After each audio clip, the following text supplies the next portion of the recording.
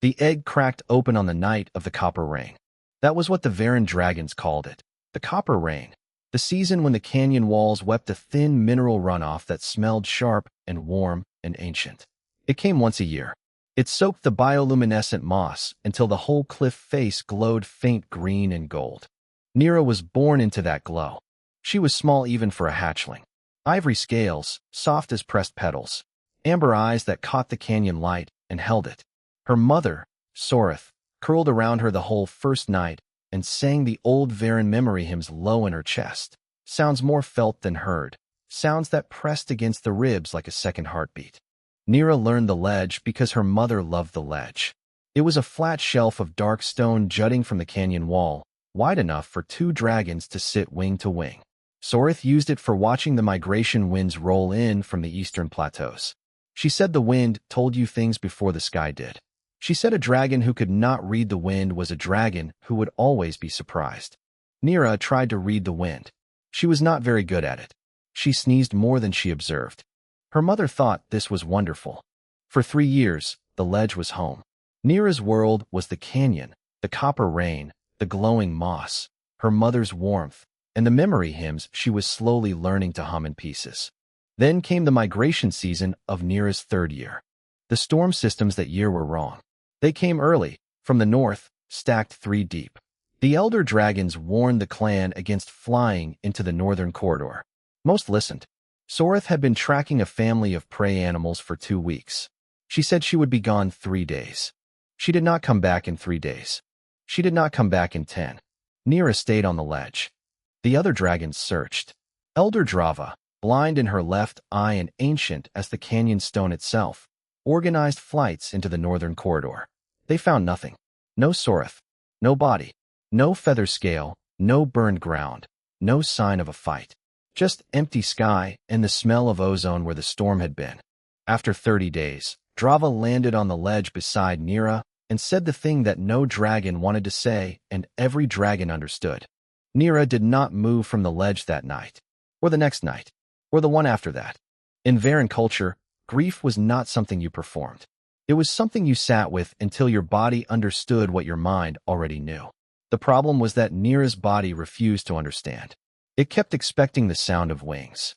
It kept reading the wind the way her mother had taught her, as if the wind might still carry something useful. Seasons passed. The copper rain came again. Nira sat on the ledge and watched the canyon glow without her mother beside her to name the colors. The clan was not cruel to her. Food appeared near her hollow. Drava checked on her with the specific brevity of someone who knew better than to offer false comfort. Young dragons her age glanced at her with something between pity and unease, the way children look at a reminder of things they are not ready to think about. But nobody bonded with her. Varan clan bonds ran through blood lineage and shared memory hymns. Nira had no bloodline left in this canyon. She had fragments of hymns she could not finish because she had only learned them in pieces, and the one who knew the rest was gone. She grew slowly, unnaturally slowly. A Varan dragon at 5 years should have been twice Nira's size, beginning to test long flight, starting to produce a steady flame. Nira could manage a short flame on a good day. Her wings were strong enough to glide, but not to truly fly. Her scales had not yet deepened past the pale ivory of a very young hatchling. Drava observed this and said nothing, because she understood what it meant and there was nothing she could do about it. The canyon settled into its rhythms around Nira. The moss glowed. The winds shifted. The migration seasons rolled through. Years move the way they do when you are not counting them, because the thing you are waiting for has no deadline. And then, in the 7th year after Sorith disappeared, something strange crossed the night sky above the canyon. Not a star. Stars did not move like that. In straight lines, too fast, blinking. Nira watched from the ledge as 2 lights descended in a long arc and disappeared behind the eastern canyon rim with a sound like distant thunder that had no storm attached to it. She did not know what they were. She had never seen a ship before. She looked at the eastern rim for a long time. Then she looked back at the sky, then at the eastern rim again. The wind shifted. She tried to read it, the way her mother had taught her. She could not tell what it was saying. She was still not very good at it. But something in her chest, which had been very quiet for a very long time, moved in a direction that was not grief. She did not know what to call it. She stayed on the ledge and watched the eastern rim until the canyon went dark and the moss came alive with its soft green-gold glow all around her. She waited. She was very good at waiting. Rail Dorn arrived on Vareth with 2 duffel bags, a field kit older than most of his colleagues, and absolutely no desire to talk to anyone. That was not the official reason he had put in for a remote xenobiology posting on a jungle canyon world with a crew of 5 and the nearest populated station 4 relay jumps away. The official reason was professional interest in sapient non-human behavioral ecology. That was true. It was also convenient. His daughter had been gone for 4 years. The apartment on Orange Station still had her drawings on the refrigerator door. He had not been back to the apartment in 8 months. Vareth was far enough away that the refrigerator did not exist. The relay post was a cluster of prefab modules bolted to the eastern canyon rim. It was functional, compact, and looked out over a stretch of canyon so beautiful that 2 of the crew members had simply stood at the railing and said nothing for 3 minutes when they arrived. Rail had looked at it and immediately begun calculating observation sight lines. His crew was small. Dr. Sita ran geological surveys and had strong opinions about everything. Bowen was the station engineer, a broad, easy man who fixed things with his hands and laughed at his own jokes. 2 support staff handled the relay equipment and stayed largely out of the way. Rail's job was the canyon ecosystem, specifically the Varan dragon population that inhabited the cliff hollows below the eastern rim. He was not to make contact. He was to observe, record, and publish preliminary data for the Xenobiological Survey Commission. Standard protocol. Passive equipment only. No interference with natural behavior. He found Nira on his 4th day. He almost missed her because she was not moving. She was on a ledge about 60 meters below and across the canyon, pale as old bone, so still she looked like she had grown out of the rock. He only noticed her when she blinked, a slow, amber gleam in the morning light, and he realized the shape he had dismissed as geology was breathing. He watched her for an hour without moving. She did not eat. She did not fly. She looked out at the canyon with the particular quality of attention that Rail recognized, not from fieldwork, but from his own bathroom mirror in the months after the funeral. He wrote in his field notes, female juvenile Varan, estimated age 5-7 years, significantly undersized. Solo, no adult present. Behavior, stationary observation from elevated ledge. Duration, unknown, likely extended. He did not write. She looks like she is waiting for something. He was a scientist. He wrote what he could measure. Over the following 2 weeks, he set up passive sensors throughout the canyon. He cataloged 17 adult Varan dragons, 6 juveniles and family groups, and Nira, always alone, always on the ledge. The adults occasionally passed near her. None stopped. He also noticed that she had begun watching him, not following. She never moved from her ledge, but her head tracked him when he was in her sight line. When he set up equipment on the canyon rim, her amber eyes followed his hands. When he sat at his outdoor work table eating field rations, she oriented toward him with the slow, careful attention of something that found him interesting but was not yet willing to admit it. On the 16th day, he dropped his field recorder. It skittered off the rim path and landed on a lower shelf of rock, close to Nira's canyon wall though far from her ledge. He climbed down to retrieve it and found, when he picked it up, that the casing had faint claw marks on it. Not damage. Careful, exploratory marks. She had been down here. He stood very still for a moment. Then he climbed back up. That evening, without fully deciding to, he left a piece of dried canyon fruit on a flat rock near the rim path. He went inside. The next morning it was gone. He left another piece. Gone again. He did not watch to see who took it. Observation without interference. That was the rule. He was following the rule. He was absolutely following the rule. On the 22nd day, Elder Drava appeared at the station perimeter. She was enormous up close, her scales the deep amber of something very old, her blind eye a pale milky white that somehow did not make her look diminished.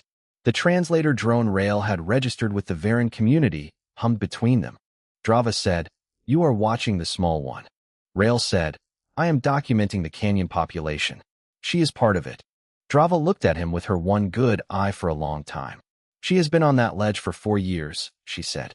"She is waiting for her mother. Her mother is not coming." Rail said, "I understand." Drava said, "Do not make it worse." Then she left.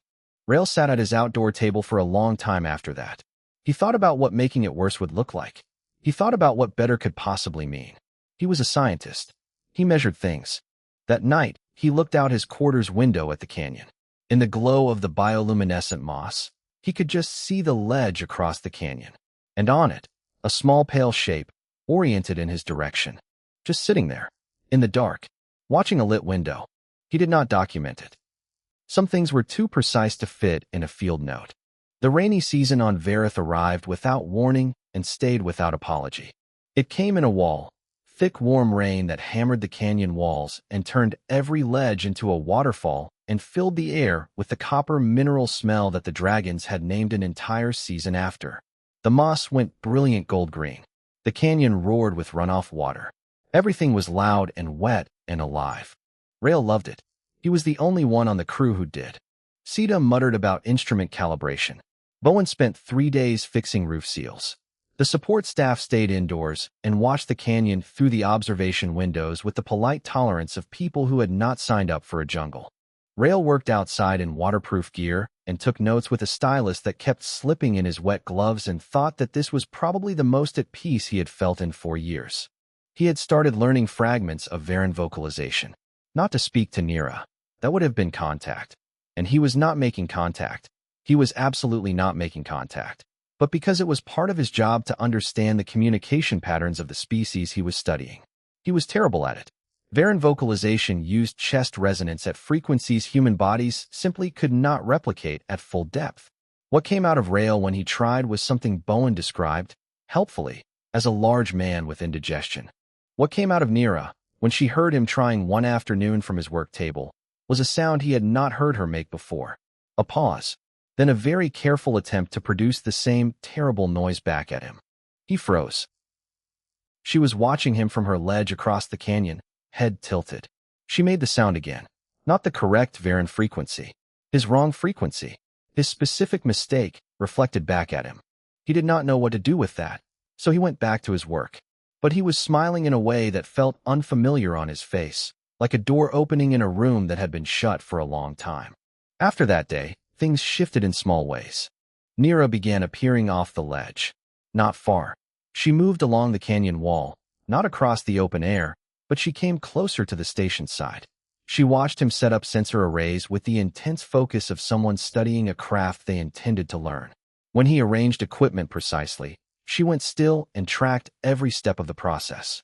When he made an error and corrected it, her head moved with the correction, following his hands. She was learning his patterns the way she had learned to read the wind.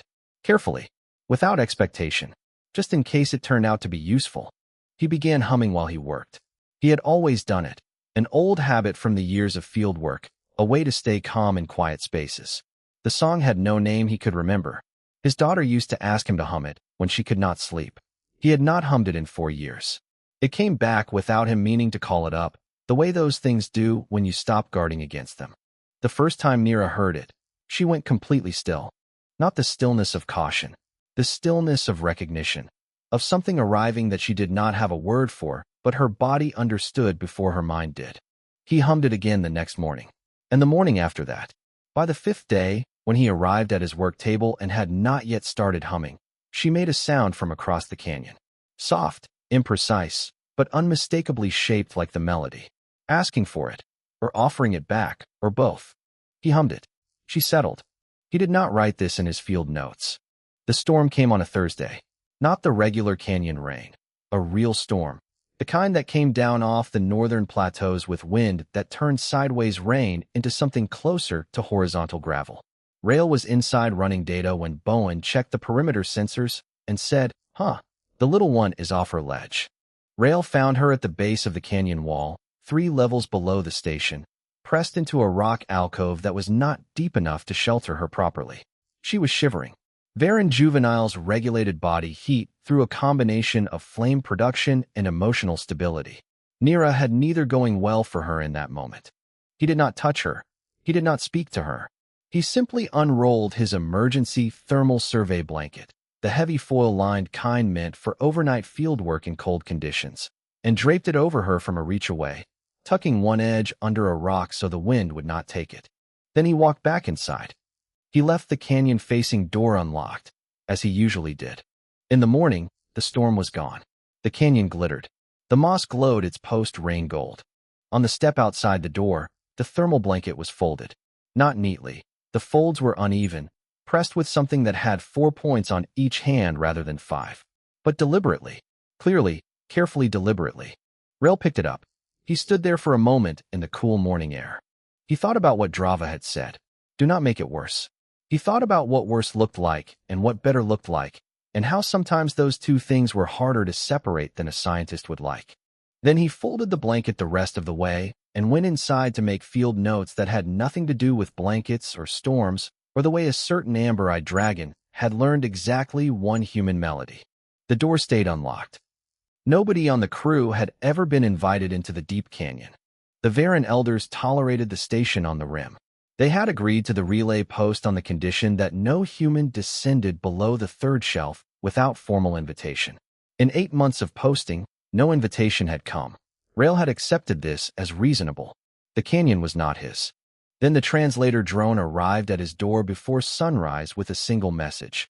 Elder Drava requests the human observer at the lower hollow before midday. Rail told Bowen where he was going. Bowen looked at him for a moment and said, "Take a water pack. And, be respectful." Rail said he had been a xenobiologist for 22 years. Bowen said, "Sure, but this time it feels different." Rail did not argue. The path down was steep and old. The canyon walls rose around him as he descended, and the sky became a strip of pale morning light far above. The bioluminescent moss was soft and dim in the daylight, just a memory of last night's glow. Everything smelled like wet stone and green and something older than either. Drava was waiting in a hollow the size of a large room, her body filling most of it. Up close, her scales were extraordinary, amber and deep brown, each one the size of his palm, layered like ancient roof tiles. Her good eye tracked him as he entered and stopped a respectful distance away. She did not offer pleasantries. The translator drone hummed softly between them. "I will tell you about Nira's mother," she said. "Because you should know before you make a decision you have not admitted to yourself yet." Rail said nothing. He listened. Sorith had not died in the storm. Drava had known this for 3 years, learned through a contact in the galactic shipping lanes who owed the Varen Elder a very old debt. Sorith had been taken, alive, during the northern migration, by a faction that moved through this sector collecting rare species for private buyers. Varen dragons were prized for their flame chemistry, which produced a compound found nowhere else in the known galaxy. Sorith was being held somewhere. Her exact location, unknown. The Elder Dragons had searched through every channel available to them, which was fewer channels than they would have liked. They were an old species. They were not a wealthy one. They did not have ships or lawyers or the kind of reach that crossed star systems. Nira did not know any of this. Rail was quiet for a long time. Outside, the canyon wind moved through in a low sound like breathing. "Why are you telling me?" he asked. Drava said, "Because you are going to leave. Your station assignment ends in 90 days. I have seen the supply schedules. I know what they mean." Rail said nothing. "When you leave," Drava said, "she will go back to the ledge. And this time she will not come back from it. She is too old now for another grief of that size." She paused. "She has begun to grow, observer. In the past 3 months, she has grown more than in the 3 years before. You may not have noticed. I have." He had noticed. She held his eyes with her single working one and said, plainly, "She needs someone who will not leave. I cannot be that. I am too old, and I am her elder, not her family. The clan cannot bond with her without bloodline. But she has already bonded with you. We both know this. The question is what you will do about it." Rail walked back up the canyon alone and stood at his outdoor work table without sitting down for a very long time. His reassignment papers were already drafted in the system. Senior posting available on Varen Hub. Proper facilities. Colleagues he respected. A step forward, professionally speaking. The refrigerator door with his daughter's drawings on it was on Orange Station, still, where he had not been in 8 months. He had not gone back, because going back meant finishing the act of leaving. Meant admitting that the place he had built with her was now a place he lived in after her. Nira had been waiting for 7 years. She had stayed on that ledge through every season, every storm, every copper rain, and she had not stopped even when it became clear that stopping would be the sensible thing to do. She had waited because she could not find a way to stop wanting the person she had lost. He understood that in a way that did not require translation. That evening, Bowen came out to the work table where Rael was sitting and said nothing for a while. Then he mentioned, casually, that he had been leaving small things for Nira in a corner of the lower rim path. A shiny bolt, a broken compass that still had a nice weight to it, a piece of foil ration wrapper that caught the light interestingly. He said she had taken all of them back to her hollow. Rael looked at him. Bowen shrugged and went inside. After a while, Nira glided down from her ledge and landed on the station side canyon wall, closer than she had come before. She folded her wings and walked along the wall shelf until she was close enough that Rael could see the amber in her eyes clearly in the fading light. She sat down. She looked at him. He put his hand on the railing between them. Just rested it there. He said, quietly, "I am not going anywhere." She did not understand the words, but she leaned her head forward until her snout touched his hand, and she held it there, warm and steady, and she exhaled a long, slow breath that smelled like heated stone and something sweet underneath. He stayed at the railing until it was dark. Then he went inside and opened a new document and began writing the most unusual formal request of his career. The Galactic Welfare Board had a meeting room on Orin Hub that was designed, as far as Rael could tell, to make every living thing inside it feel slightly unwelcome. The walls were the color of old bureaucracy. The lighting was the kind that made everyone look tired. The table was long and cold and surrounded by representatives of 4 species, none of whom were smiling, though 2 of them had facial structures that made smiling ambiguous as a concept regardless of mood. Rael sat at the end of the table with a folder of documents, a data pad, and no lawyer because he could not afford one on a xenobiologist's remote posting salary. The request he had filed 6 weeks ago had been flagged as unprecedented. That word had appeared in 3 separate responses from 3 separate offices. Unprecedented, as if nobody had ever done this before, which, as far as anyone could determine, was true. No human had ever attempted to formally register a sapient non-human juvenile as a dependent across species lines. The existing legal frameworks had not been written with this situation in mind, because the people who wrote the existing legal frameworks had not imagined that it could happen. Rael thought that said something about the limits of imagination, but he kept that opinion to himself.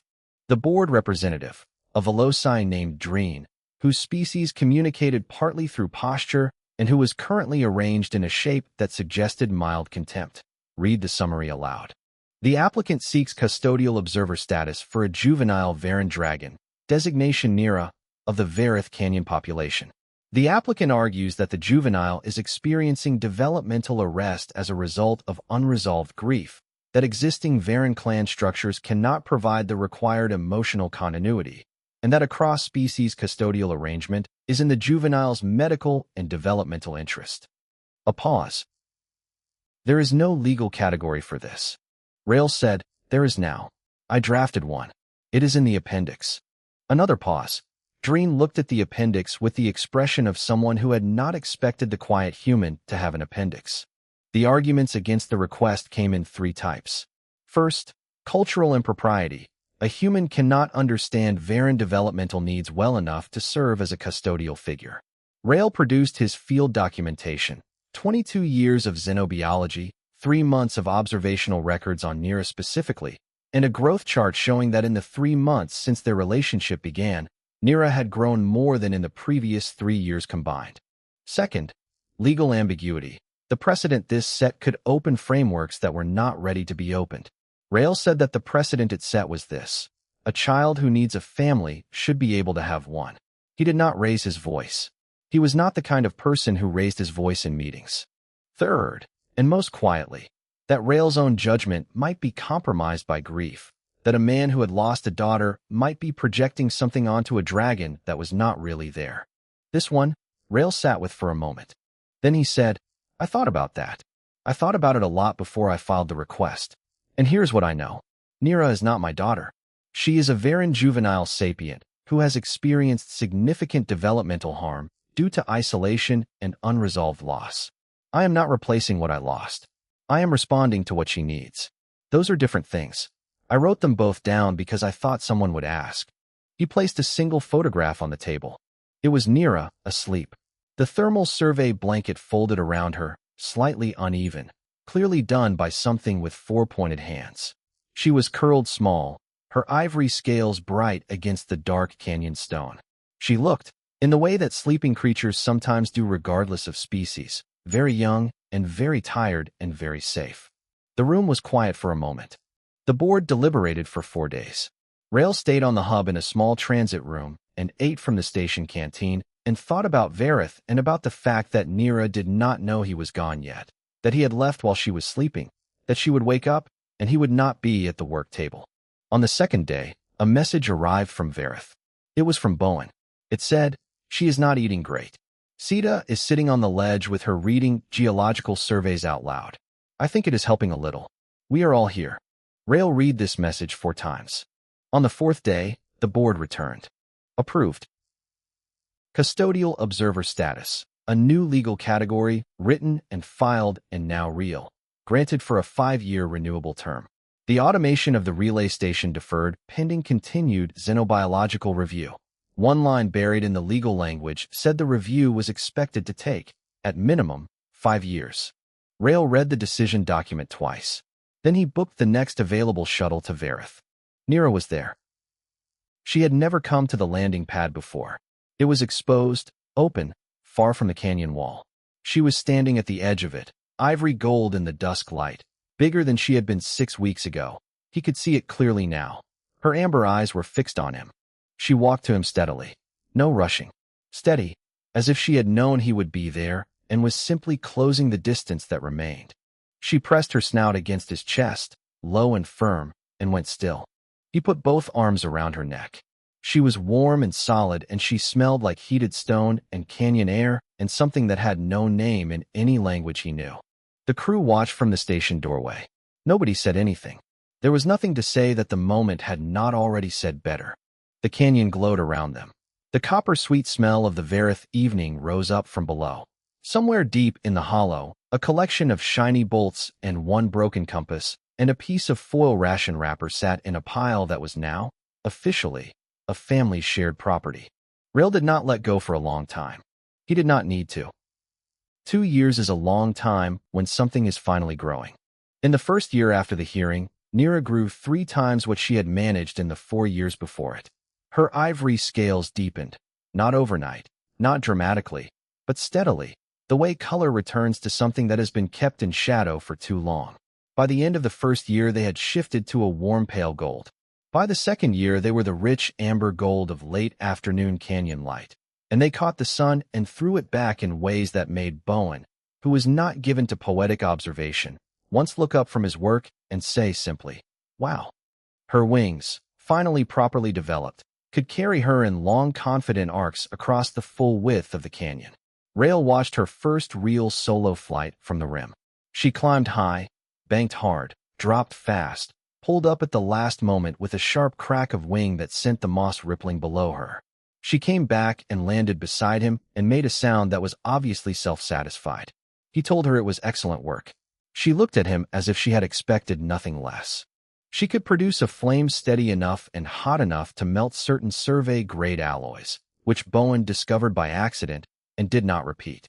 She had also, over the course of a year and a half of patient effort and what could only be described as extreme determination, learned to say Rail's name. Not in Varen vocalization, in human pronunciation. 2 syllables, the way he said it. The R was harder for her. The Varen tongue structure produced it slightly softer, but the sound was unmistakably, specifically his name and nobody else's. She used it sparingly, which made it mean more. Rail had published 3 papers in the 2 years since the hearing.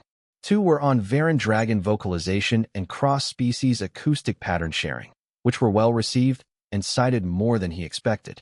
The third was not about dragons at all. It was a quiet argument, made in careful scientific language, that sapient juvenile beings required emotional continuity as a biological necessity, not a comfort, not a preference, but a developmental requirement, regardless of species. It generated more correspondence than anything he had ever written. Some of it was critical.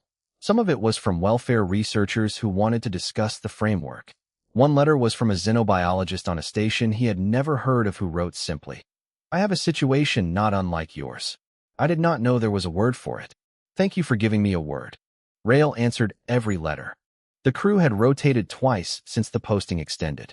Each outgoing crew member had added something to Nira's hollow before they left. Bowen had left a full set of engineer's tools, sealed in a case that Nira never opened, but kept in a specific spot near the entrance. Sita, on her last day, had placed a geological core sample of Varith stone in a small display case and set it where the light hit it at the right angle to show the layers. Nira had moved it twice since then, adjusting the angle to get the light better. The hollow contained, by now, a truly unreasonable collection of human objects. Nira had organized them by some system only she understood. Rail had stopped trying to understand the system and started simply respecting it. Drava performed the ceremony on a morning in late Copper Rain season. She had given no warning. She simply appeared at the station and asked Rail to follow her to the Elder Hollow. He went.